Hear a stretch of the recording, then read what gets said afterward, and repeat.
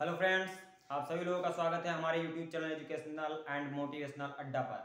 आज का जो हमारा विषय है वो है कि जो इस समय भारत में पेट्रोल और डीजल के दाम बहुत ही तेज़ी से बढ़ रहे हैं। एलपीजी का जो सिलेंडर है वो अपने दोगुने रेट पे पहुंच चुका है और डीजल पेट्रोल के दाम अपने हाईएस्ट रेट पे पहुंच चुके हैं। तो उसके बारे में हम एक वीडियो ये लेकर आए हैं। इसमें हम आपको बताएंगे कि कैसे जो ये क्यों बढ़ रहे हैं डीजल पेट्रोल के दाम और इसका मेन कारण क्या है। इसका एक कारण ये भी हो सकता है कि हमारे जो ईरान से बिगड़ते रिश्ते हैं और अमेरिका से बनते रिश्ते हैं, इसका एक कारण ये भी हो सकता है। 2016-17 की बात करें तो हम आधे से ज़्यादा तेल जो है ईरान से ही, हमारा जो चाबहार योजना थी वहाँ से ही पूर्ति कर लेते थे। लेकिन 2016 में जब ट्रंप सरकार आई अमेरिका में, उसने जो है ईरान के ऊपर काटसा एक्ट लगाया। उसके बाद हमको बस तेल के लिए भी किसी दूसरे देश को देखना पड़ा। फिर अमेरिका और इजराइल से ही जो है तेलों की पूर्ति करने लगे। बात करें कि ये रेट बढ़ क्यों रहे हैं, तो इसका ये भी एक मेन कारण हो सकता है। और सरकार से पूछा गया कि डीजल पेट्रोल के दाम बढ़ने पर उनका कारण क्या है। उन्होंने सीधा सा जवाब दिया कि जो है क्रूड ऑयलों का जो मूल्य है वो तेज़ी से बढ़ रहा है। ये माना जा रहा है कि हाँ, क्रूड ऑयलों का जो मूल्य है वो बढ़ा है। मतलब अगर जनवरी की हम शुरुआत की बात करें, इस साल की शुरुआत की बात करें, तो क्रूड ऑयलों का तेल लगभग इक्यावन डॉलर प्रति बैरल के हिसाब से था। उसके बाद अभी जो है वो बढ़ के लगभग $63 प्रति बैरल के हिसाब से शायद हो गया है।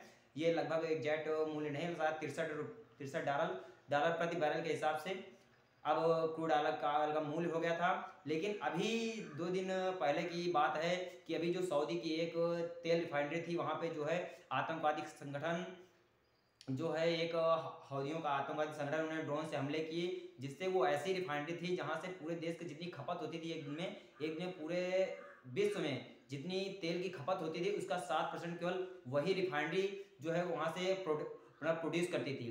तो वहां पे जो हमला हुआ तो एकदम से जो है क्रूड ऑयलों के जो मूल्य है वो तेजी से 63 से बढ़कर सीधे 70 रुपये, मतलब 70 डॉलर प्रति बैरल के हिसाब से जा पहुंचा है। मतलब क्रूड ऑयल में बहुत तेजी से वृद्धि हुई है। तो इसको मतलब कैसे क्या आगे ये और बढ़ेगा डीजल पेट्रोल का दाम, या इसको मतलब क्या इसको और कम किया जा सकता है, इसको मतलब मूल्य को कम करने के लिए सरकार क्या कदम उठाएगी। तो अगर जायज़ सी बात है, अगर जो है देखा जाए, जब लॉकडाउन लगा कोरोना काल में, तो जितने भी तेल के खाद्यान्न थे जहाँ के भी थे, उन्होंने अपने जो तेलों को जल्दी से जल्दी जो वहाँ से बेचना शुरू किया, उसमें बेचना जो है सही समझा। और ये जो तेल का दाम जो इस समय $70 प्रति बैरल के हिसाब से बिक रहा है, वो कोरोना काल में $1 प्रति बैरल के हिसाब से भी बिका था। तो उसमें सरकार को ये था कि सरकार जो है डीजल पेट्रोल के दाम घटा दे। लेकिन सरकार को क्या था, उसने अपने टैक्स बढ़ाए।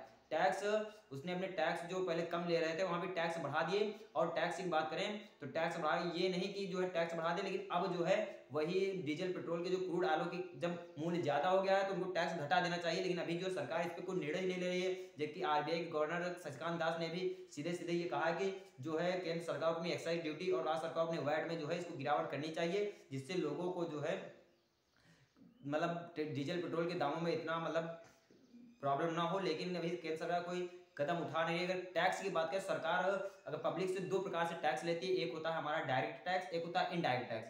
मतलब डायरेक्ट टैक्स क्या होता है, डायरेक्ट टैक्स मतलब जैसे हमारे ऊपर इनकम टैक्स लगाया जाता है, सरकार जिससे कहती है कि आप अगर इतना रुपए कमाते तो उसमें से इतना रुपए हमें देना पड़ेगा टैक्स के रूप में। और इनडायरेक्ट टैक्स लगाया जाता है कि जैसे कि सरकार सामानों के ऊपर लगाती है टैक्स, कि जो हम सामानों के ऊपर टैक्स लगा रहे हैं, आपके ऊपर नहीं लगा रहे हैं, आपको सामान की जरूरत है तो आप सामान लीजिए, उसका टैक्स दीजिए। तो सामानों के ऊपर जो टैक्स लगाया था वही इनडायरेक्ट टैक्स है। वही टैक्स सरकार डीजल पेट्रोल के ऊपर लगाती है, और डीजल पेट्रोल के द्वारा जो टैक्स लगाया जाता है उसी से जो उसके जो है मूल्य बढ़ते हैं। अगर ऐसी हम बात करें तो हम एक साड़ी लेकर आए हैं, जिसमें अगर देखा जाए तो डीजल पेट्रोल की एक साड़ी है, जिसमें अगर लागत मूल्य देखा जाए पेट्रोल की, ये प्रति लीटर के हिसाब से है। मतलब 1 लीटर की पेट्रोल की जो है 32.82 रुपए जो है 1 लीटर की ये लागत पड़ती है। और डीजल की बात 33.46 लीटर प्रति लीटर के हिसाब से जो है रुपए प्रति लीटर के हिसाब से उसकी लागत मूल्य पड़ती है। लेकिन जो एक्साइज ड्यूटी है केंद्र सरकार द्वारा लगाई जाती है। अब एक्साइज ड्यूटी लगभग पूरा 100% जो है उसका लागत मूल्य का एक्साइज ड्यूटी केंद्र सरकार लगा रही है।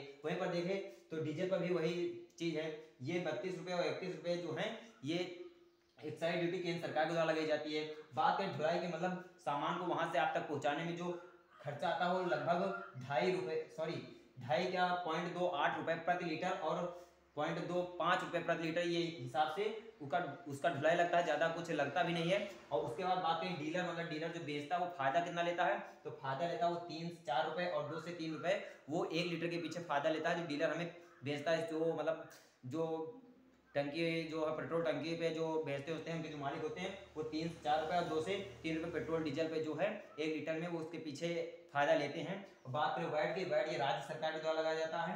राज्य सरकार के द्वारा राज्य सरकार भी 20 से 21 रुपये जो पेट्रोल पे और 11 से 12 रुपये डीजल पे अपना टैक्स वसूलती है। तो ये केंद्र सरकार और राज्य सरकार के जो ये टैक्स की बात करें तो ये लगभग ये टैक्स कोरोना काल में बढ़ाए गए थे। और तब से अगर देखा जाए तो अगर हम बात करें 2014 और 2015 की, उससे लेकर अब तक जो है केंद्र सरकार अपने टैक्स से जो है लगभग 100% ज़्यादा जो है मुनाफा कमा रही है। और वहीं पर अगर राज्य सरकार की बात करें ये भी 50% ज़्यादा मुनाफा कमा रही है। कहने का मतलब है अगर 2014-15 में 1 लाख मुनाफा कमाती थी टैक्स के द्वारा, अब लेकिन वो बढ़ा के वो 2 लाख हो गया है। मतलब टैक्स में इतनी वृद्धि कर दी गई है। वहीं अगर बात करें कि अगर ये 1 लाख कमाती थी अब ये 1.5 लाख हो गया है।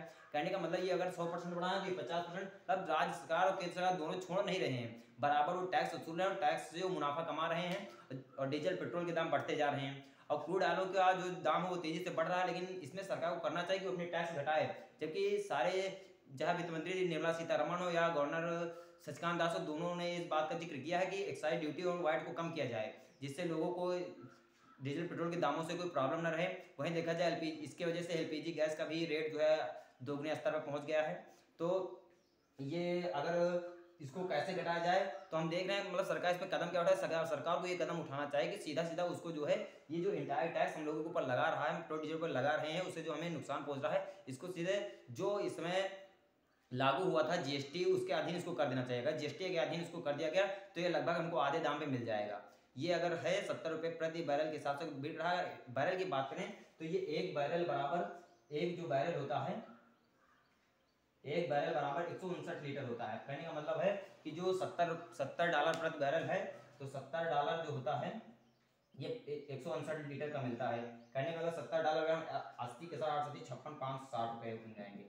560 रुपये जो है 159 लीटर, तो ज़्यादा कुछ लागत भी नहीं आ रही। मतलब जो लागत है अगर वहाँ से अगर टैक्स को घटाया जाए तो डीजल पेट्रोल के दामों से बहुत बड़ी राहत जो है पब्लिक को मिल सकती है। तो ये सरकार को सीधा सा मतलब है कि इसको जो उठा के जो है, अब जीएसटी लग रहा है, जीएसटी होने के बावजूद हम पे ये इंडायरेक्ट टैक्स क्यों लगाया जा रहा है, यही प्रॉब्लम है। यही अगर इसको डीजल पेट्रोल को जीएसटी के अधीन कर दिया जाए तो हमको जो है ये जो यहाँ 89.26 79.7870 आ रहा है, तो सीधा सा मतलब है कि जो है ये हमको आधे से या घट के बहुत कम मतलब राहत भरी स्थिति में पहुंच जाएगा और पब्लिक को कोई प्रॉब्लम भी नहीं होगी।